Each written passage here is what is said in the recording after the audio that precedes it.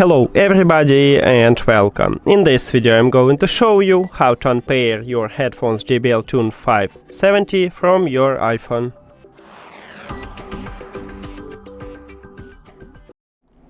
You have to start by open settings and then go to the Bluetooth. Now click the information icon near to your headphones at the device list. And right here at the last line we have a button for Get This Device, and it's actually a button to unpair your headphones. So you need to tap on it. But before, maybe you want to just tap Bluetooth connection with these headphones and leave it at the device list, not totally remove it from your phone. And if you need it, you just select to disconnect, you tap at this button. But let's move to remove these headphones. So forget this device and forget device.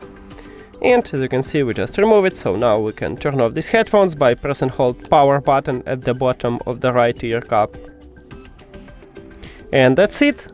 Thank you for watching this video. If you found it helpful, please consider subscribing to the channel and leave a like on the video. See you later.